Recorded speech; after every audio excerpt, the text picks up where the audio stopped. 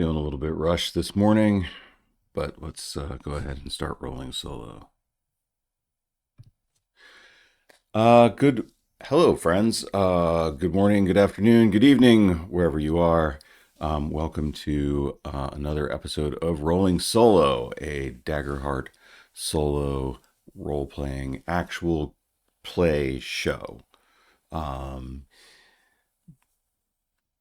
where we play Daggerheart solo.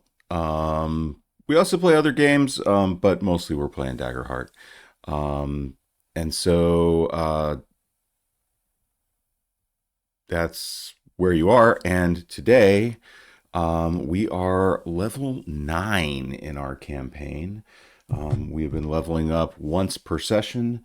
I haven't really gone over any of the level up options that we've taken. I had an intention to do that at some point, but since we haven't done it so far, we're not going to do it now. Um, we leveled up, we took some cards, our damage and thresholds went up, experiences have been gained, lots of things have happened to our characters. We have two characters that we're playing. Soot and Shade, the twin lagomorphs, are attempting to make their way. Well, let's recap a little bit. Our characters, Soot and Shade, who are twin mixed ancestry. One is a witch, Soot, and Shade, she's a warlock. They are a mixed ancestry group of pairing of elf with fawn, which we are skinning as jackalopes. So they are giant rabbits with horns. That's who our characters are. What are they doing? They are currently chasing across the Fanewick here in the Witherwild campaign frame. They're chasing across the Fanewick the Fane Wraith in an attempt to stop the Fane Wraith from attacking and plucking out the reaping eye of the great owl Nicta, a small god of the Fanewick. Why does the Fane Wraith want to pluck out the eye of the great owl Nicta? Because the Havenites from the city of Haven, outside of the kind of countryside area of the Fanewick, have already plucked out the sowing eye from the great owl, causing an endless spring, which the Havenites want to do because they need a longer growing season to grow a plant that they need to cure a plague that is infecting their city. So, in order to create this endless growing season, they have invaded the Fanewick and plucked out the sowing eye from the great owl Nicta. The sowing eye creates. They've plucked out the reaping eye. The Fane Wraith wants to pluck out the sowing eye. The sowing eye creates spring. The reaping eye creates winter. And so the current existence is with the lack of a reaping eye, there's just endless sowing of spring, which is causing this phenomena known as the Witherwild to happen in the Fanewick, where creatures grow to enormous sizes and become monstrous, and the plants themselves have become dangerous and monstrous and swollen. And in order to stop this, the Fane Wraith's idea is, well, let's pluck out the sowing eye from the great owl, and that will stop the sowing. However, this is perhaps poorly thought out because, you know, no winter is bad because you need that cycle, but no spring would also be bad because you need to grow something sometime. And so Soot and Shade have want to protect the great owl from the Fane Wraith, stopping the Fane Wraith by whatever means are necessary. That's where we are right now.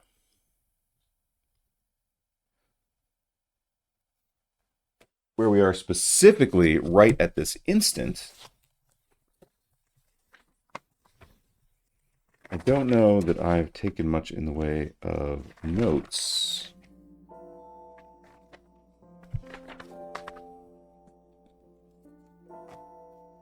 I think we just passed through a steep mountain trail environment, which we kind of created on the fly last time. So we are cresting this mountain. Let's bear in mind that everything that happens is happening in the dark. So the moon is rising, the faint bioluminescent glow of different plants and insects is surrounding our heroes as they travel through these sort of jungly, foresty kind of mountains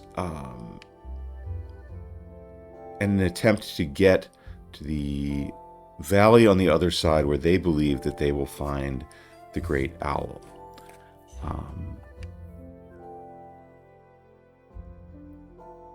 That is, they are riding these kind of magical horses that Soot was able to conjure in the previous session. This gives them a double speed, so they're going to make more progress than the Fainwraith's party, which is traveling without such an assistance. The question we have to ask ourselves is, are we going to catch? Are we going to get ahead of the Fainwraith and have an opportunity to warn the great owl before the Fainwraith gets to them? Does the Fainwraith have a plan to get to the owl, and can we interrupt that plan? So I think we're gonna kind of shortcut the next bit of action, and we're going to find out just straight up whether we are going to get to the great owl before the Fainwraith, or are we going to be forced to confront the Fainwraith? So I guess the question there is, are we going to be forced to confront the Fainwraith?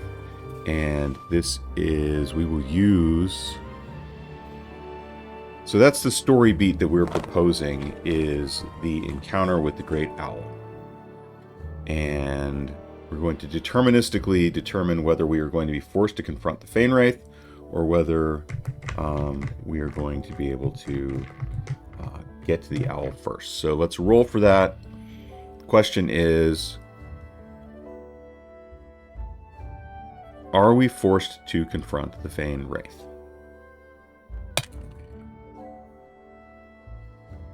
No, we are not forced to confront the Fainwraith. We are going to make it to the owl first. So how will that play out?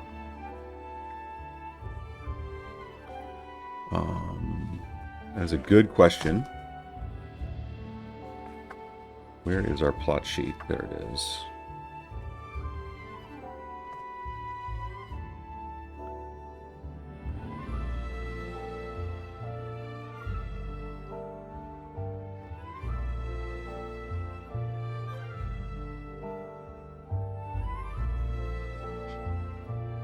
Well, okay, so encounters that I have put down on the sheet as possible plot nodes would be encounters with the followers of Nikta. And so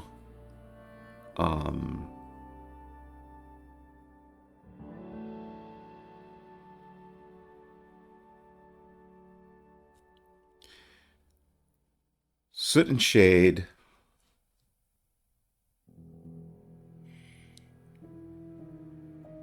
see that they are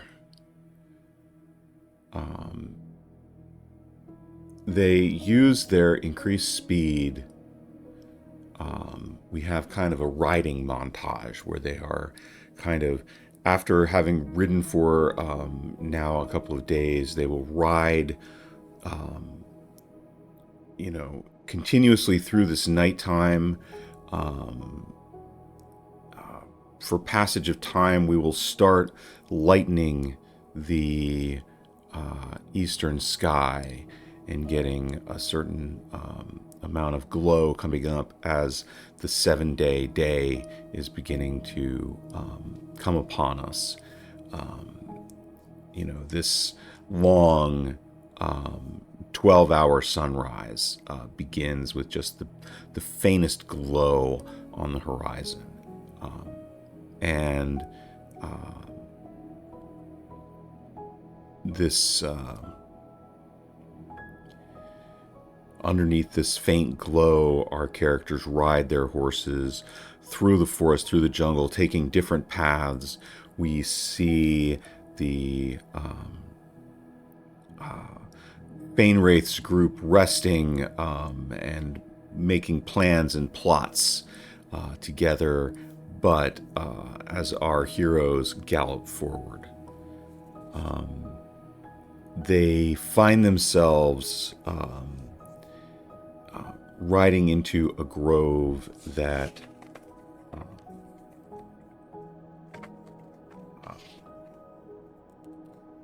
as they are riding, we come to a moment when they are ambushed and confronted. So we have this moment where they're just walking their horses, and we're with them as they're riding along, and an arrow comes out of the woods and strikes a tree right next to Soot. They rein in their horses and wait, looking around to see if they can find out who they are being ambushed by. So,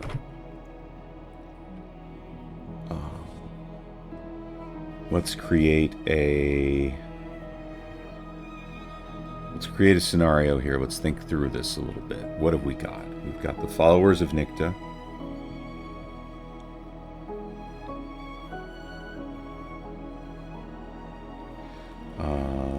This is going to be an ambush environment.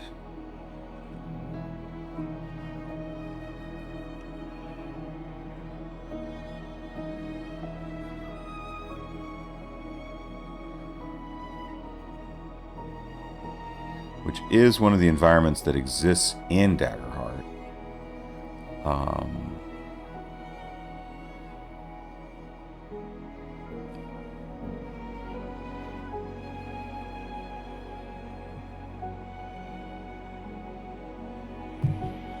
So we can have a look at that in the book.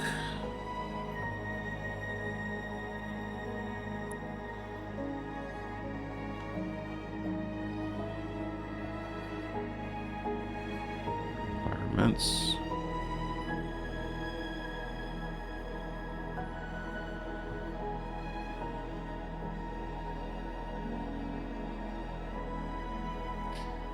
Ambushed is a tier 1 event.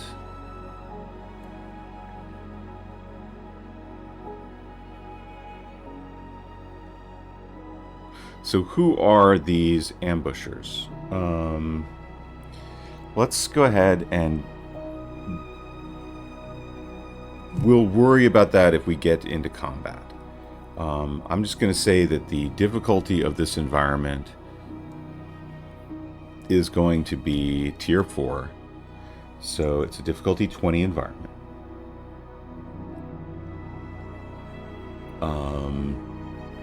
And so to avoid conflict, we're going to need to roll well to convince these followers that we mean them well. Followers of Nikta are, of course, very paranoid because their Nikta has had their eye plucked out. So someone has clearly, invaded this area before. So as we come into this area, the arrow strikes, and there is an individual steps out onto the trail ahead of our heroes. The faint glow of the bioluminescent forest shows the features of this. Let's roll a d20.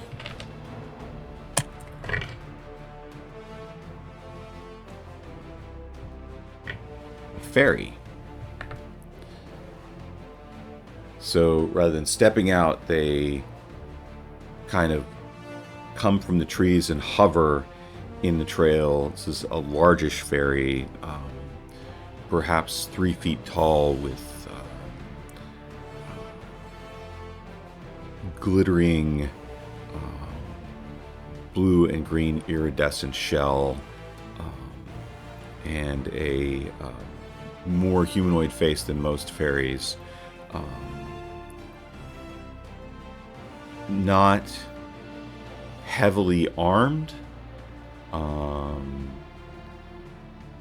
In fact, doesn't seem to be armed at all, but but flies out in front of our heroes and will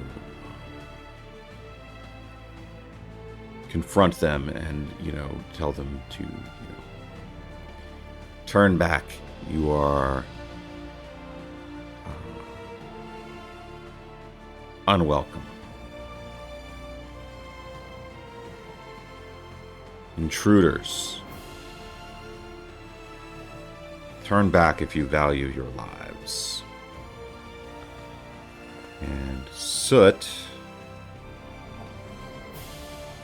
will say nothing, but Shade, who has high presence, will step forward and say, "We mean you no harm. We are you followers of the Great Owl?" And she is going to spend her last hope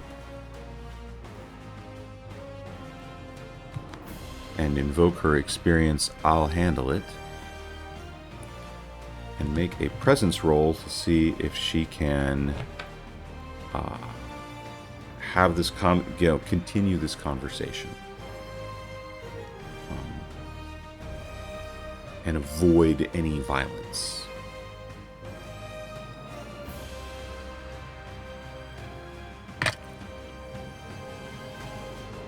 What do we got there? We rolled well. We rolled well, my friends. That is a 12. That is a 10. That is a 22 on the die with hope, plus 5 for 27. We gain a hope back. And plus 3 for 30. So that's a 30 on that presence roll. So Shade steps forward and, so we mean you no harm. We are, we come with news.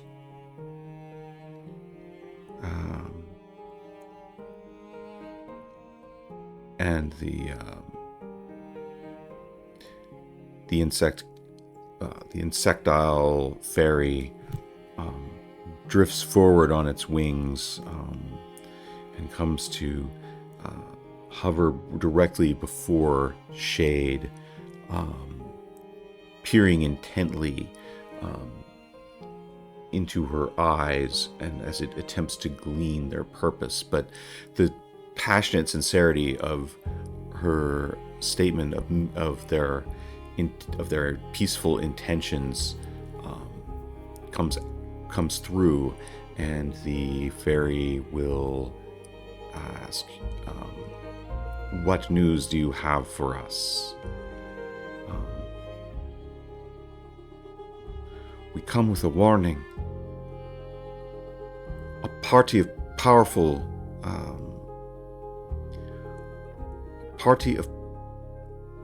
people, a people's powerful party people, comes forward with ill intent. They intend to find Nikta and finish the work. My accent just went straight to hell.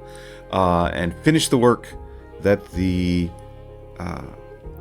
Havenites began by plucking out the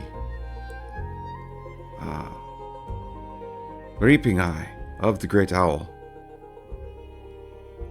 This is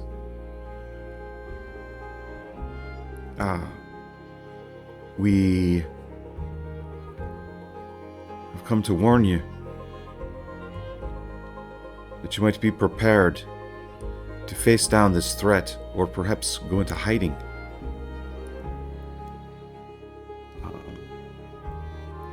And as this is happening, we see a group of these followers begin to kind of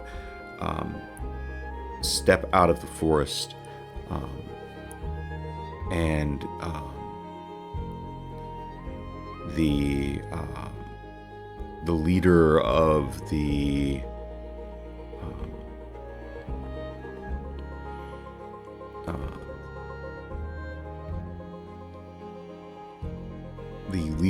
group.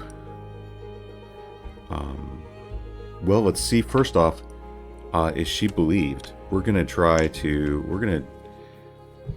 Let's do a couple of things here. Let's give ourselves a countdown. We will start that countdown on 4.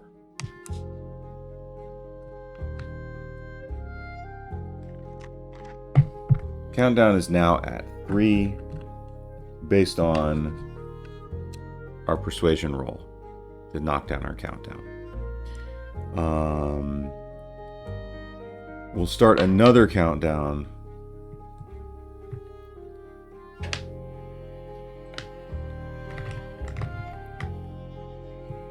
that we will also put on 3.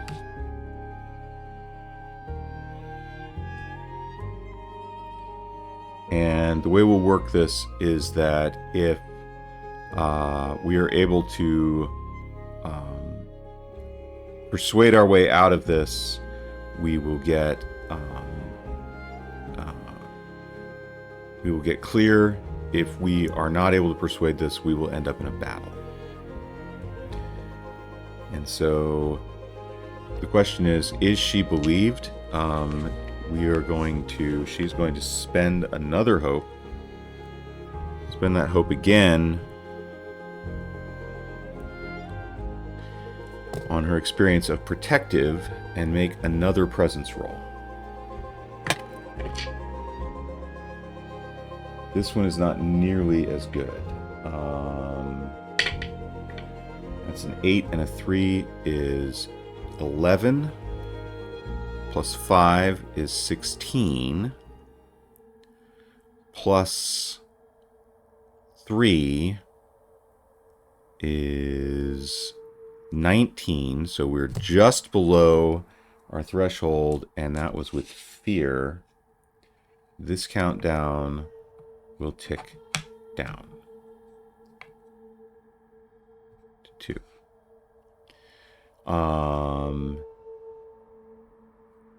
There is bristling at the mention of the possibility of violence against the great owl, and the insect will, and Shade will take a stress.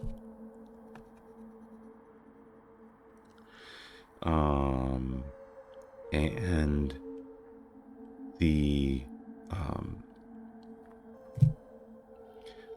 a buzzing among the crowd comes, and why should we believe you?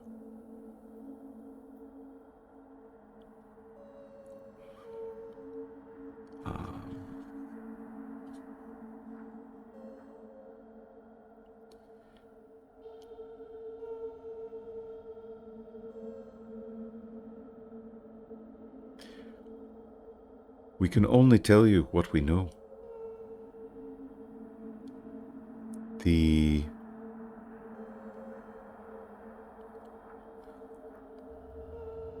times are desperate. The jungle, as you know, is growing into terrible shapes and monsters. Times are desperate, and desperate people will do desperate things. I don't know why you should believe us, but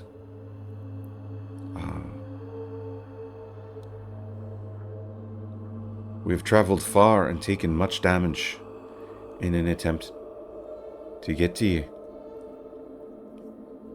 And let's go ahead and make another presence roll and see if we can make some convincing here.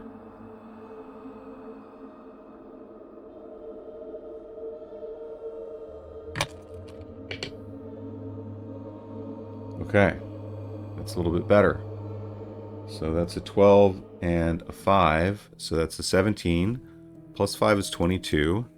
Plus we get a hope.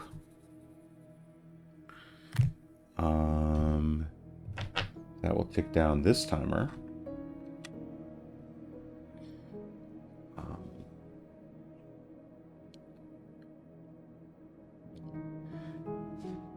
Shade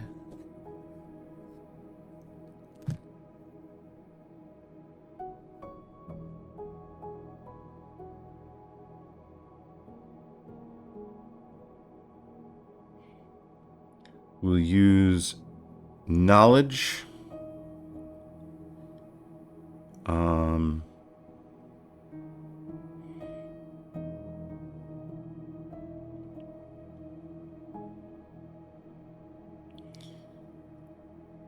Knew that the followers of the Great Owl are generally peaceful people.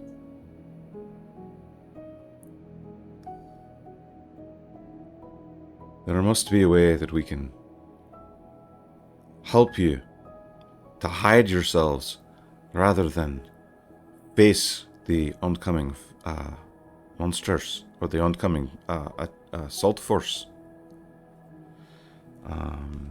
We will spend a hope on There's Another Way, which is one of his experiences, for a +2. This is a +5 knowledge roll.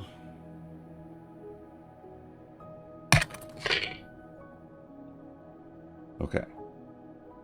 So that is 11, plus 3 is 14, plus 5 is 19, plus 2 is 21.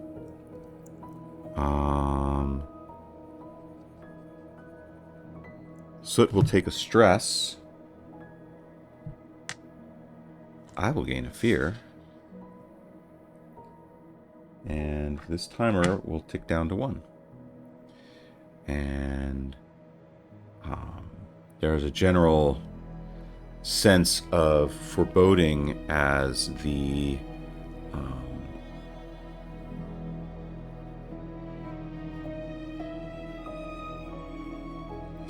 but it is a success, so we are able to make some progress here.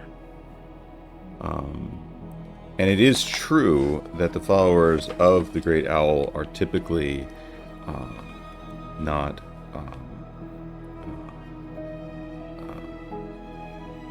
violent, but they take umbrage at this.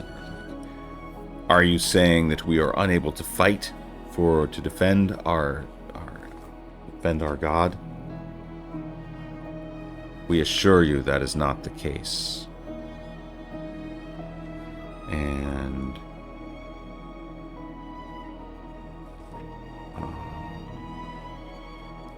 let's make one other roll here. Presence.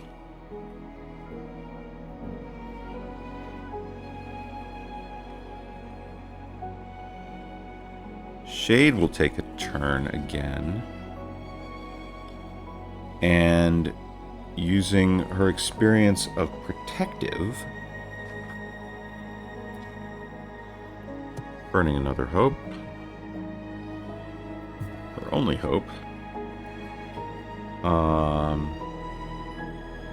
Please, there is not much time. We have barely gone ahead of those who follow. You must prepare. You must prepare or hide.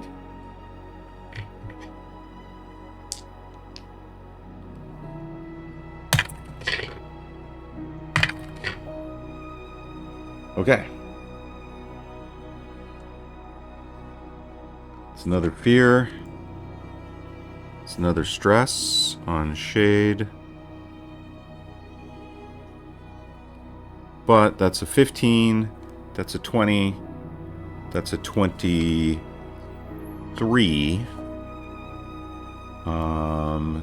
So on a 23, we beat the environment's difficulty of 20, and this timer is cleared. So with that, the followers of the Great Owl say, we rolled with fear, so they're not going to be cooperative. So this could have gone a couple of ways. One thing that we've been looking for in this campaign is a way to fix this situation in the Witherwild without either essentially blinding the Great Owl or without having to invade Haven to try to find the Reaping Eye and return it.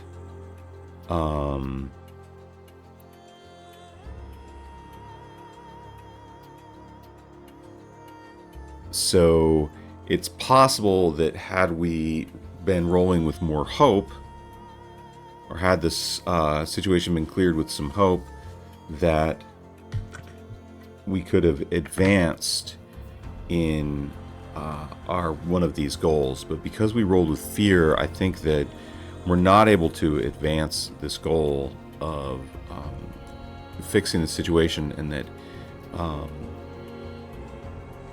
the followers will simply say, turn and go. Thank you for your warning, but you are not welcome here. And tell Soot and Shade to basically just GTFO. But having delivered their warning, they feel like they have done the best that they can.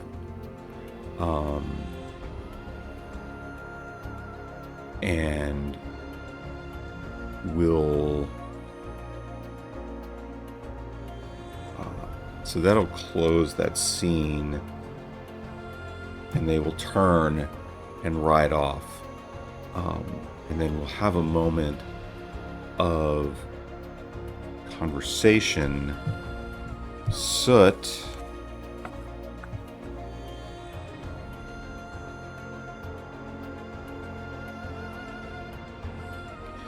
has already communed this long rest and is unable to do so again.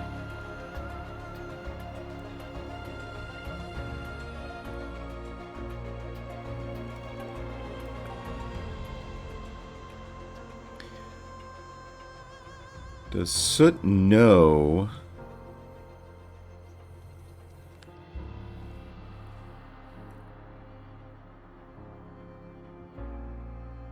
Soot will make one more roll and say, before we go,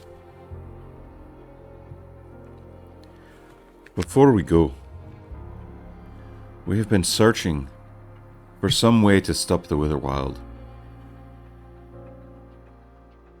Is there any way that you're aware of to restore the Eye of the Great Owl without having to go and actually get it from Haven. And this will be a knowledge roll. And it's just a straight DC 20 to see if the followers of Nikta are willing to help.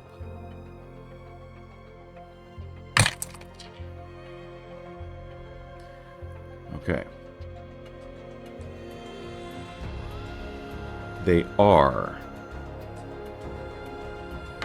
But with fear, there is a way. But it is dangerous.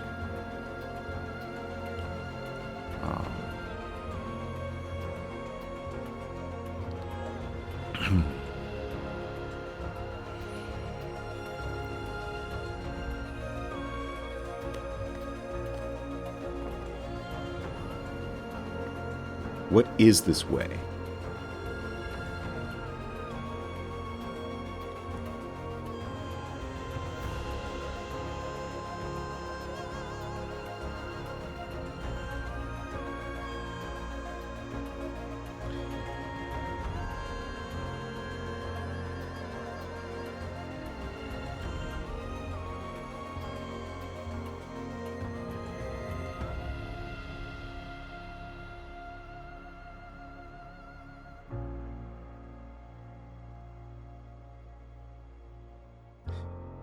I don't know, I rolled with fear.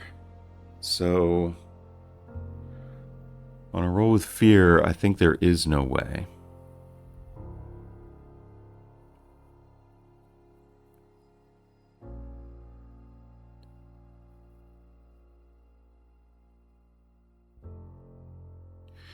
So way back when,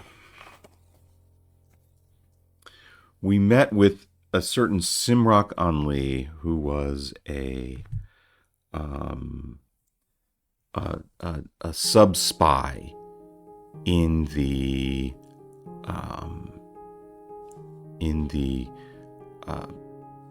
intelligence service of Haven.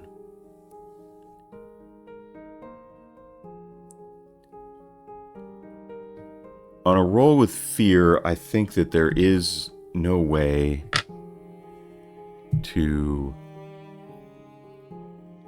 do anything without. They're going to have to retrieve the Reaping Eye. There's no other way around it. We've made roll after roll after roll in this campaign, trying to push the story in the direction of there being some other way, and as it turns out, there simply isn't. We're going to have to go into Haven.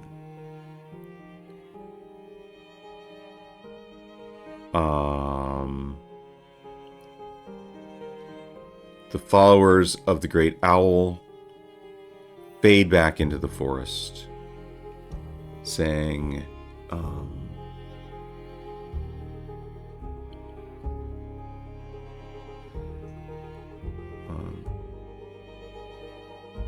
so on a roll with fear, but a success, they will tell them that there is no other way.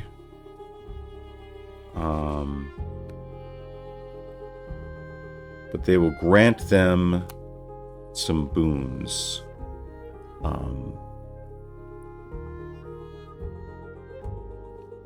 In order to assist them in their attempt to get into Haven.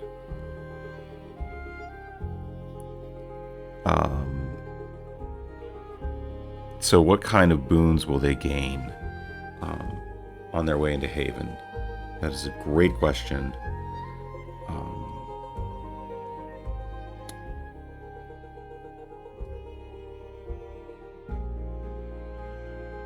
And one that we will flash back to if we need them. So we'll just bear in mind that we have like 2 boons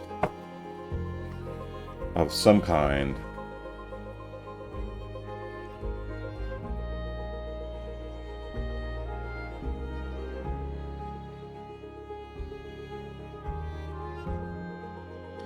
That we can use later.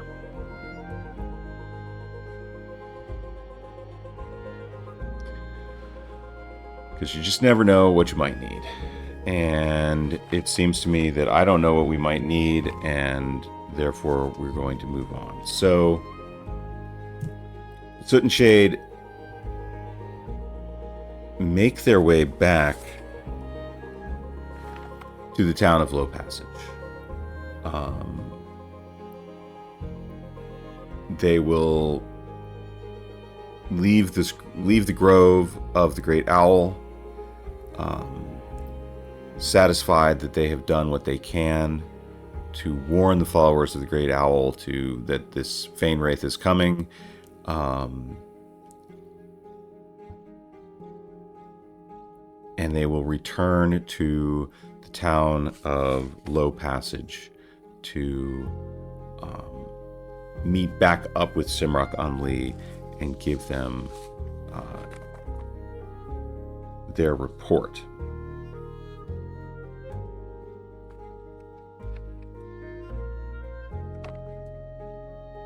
So let's just see if we want to have some kind of encounter.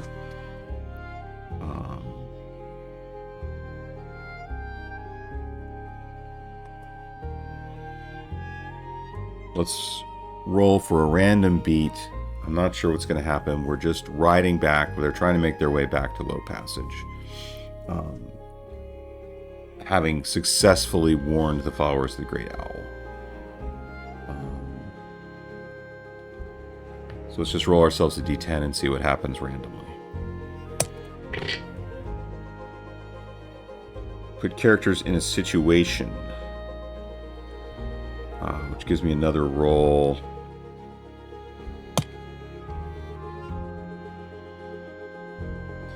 Trigger a surprise or a plot twist.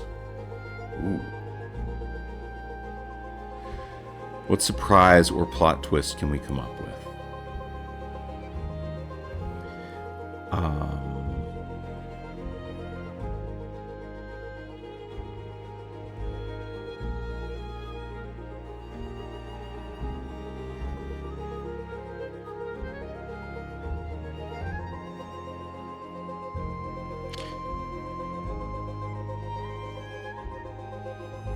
The plot twist is that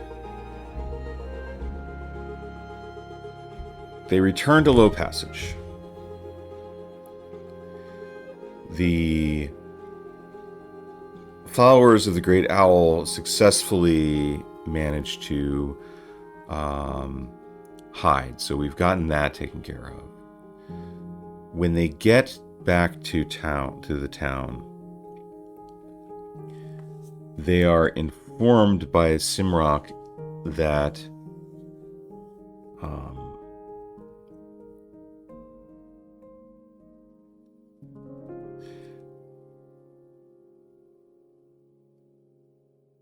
the intelligence services of Haven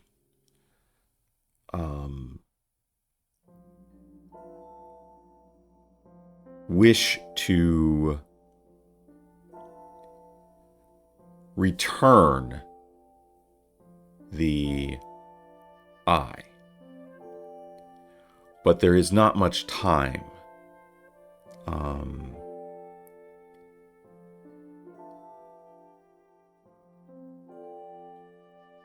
And there's especially not much time because we've only got 10 episodes, and this is episode 9. So we're going to shortcut a lot of things here.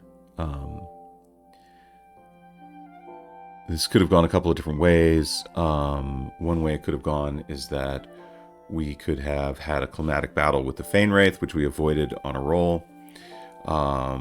We could have ended up fighting the Great Owl, which we have not. In this case, we're going to have them make it back, and in a plot twist, Simrock tells them that the intelligence services of Haven want to return the Great Eye, that this Witherwild is beginning to encroach on Haven itself, that they're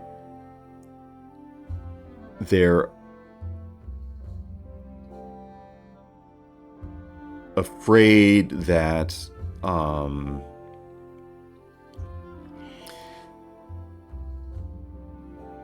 this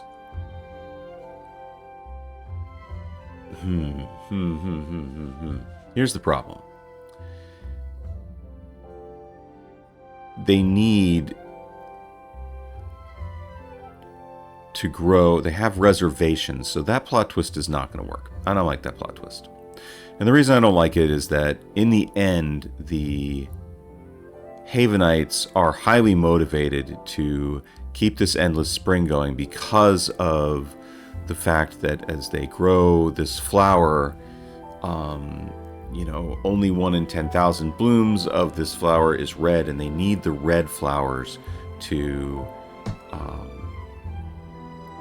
they need the red flowers to create the cure for the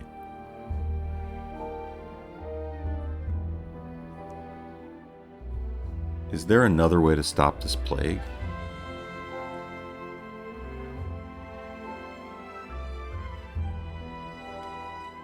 That's a good question we haven't asked.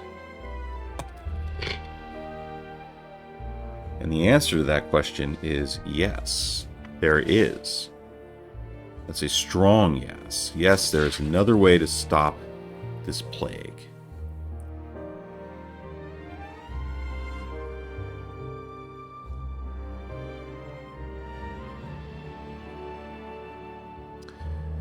The plague is caused by the infrastructure of Haven itself. Haven is built on the remains of a dead god. That this happened many, many years ago. The founding of Haven itself as a city is based on this idea that they killed a god and have basically built a city out of its bones.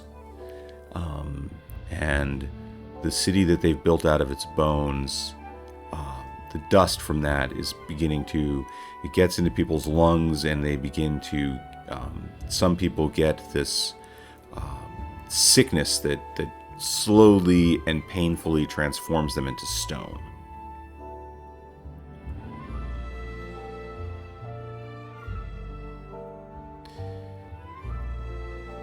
How else would we cure this plague or stop this from happening?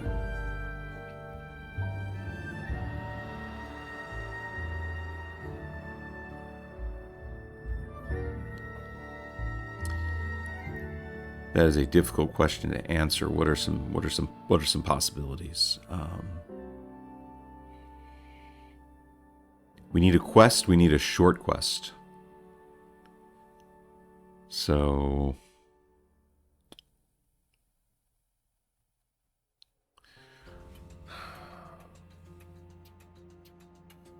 this is the problem with doing a lot of doing these plots on the fly. If I had a little bit more time, I could think of something.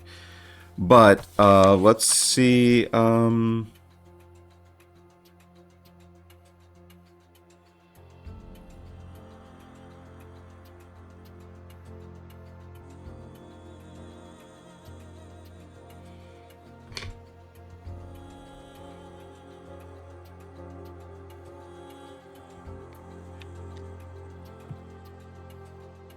Okay. I know, scintillating content watching me struggle in my brain over what it is that could happen.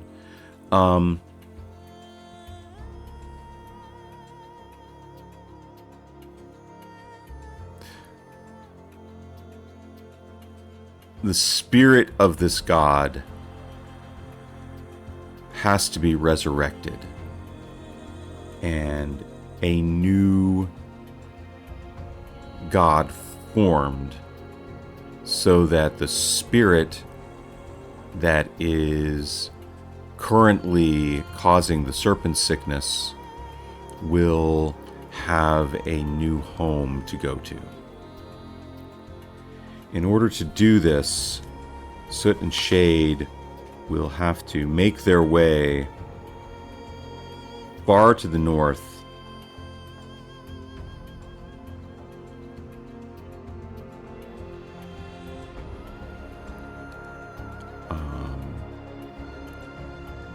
where they will confront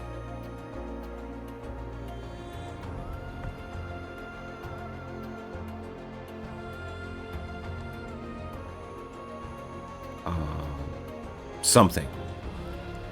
There will be a confrontation at the Crystal Bridge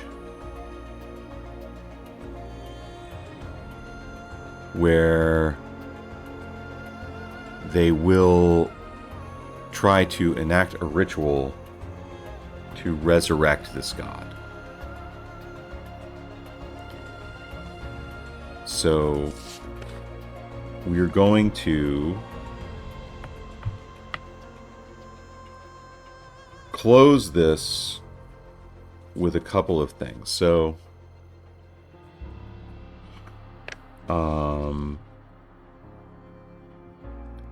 what I'll do offline is I will level up the character's equipment a little bit to give them slightly, because right now we're working with level 1 equipment and that's not going to be good enough for this upcoming challenge.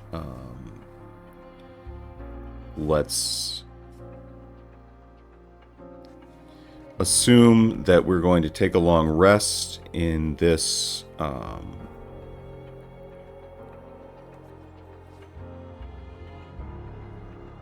yeah, so if we take a long rest, we're going to be able to clear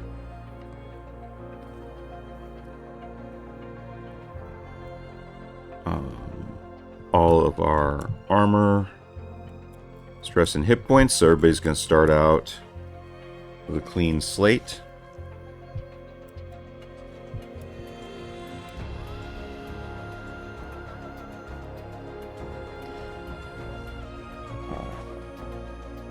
I will come out with an additional 5 fear.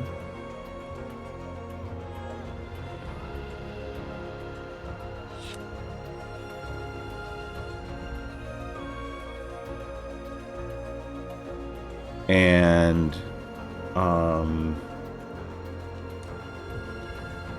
so they meet with Simrock Unlee. Simrock gives them the skinny on what they have found out in the meantime. And say, like, we need someone to go here and we need somebody to go to the Crystal Bridge and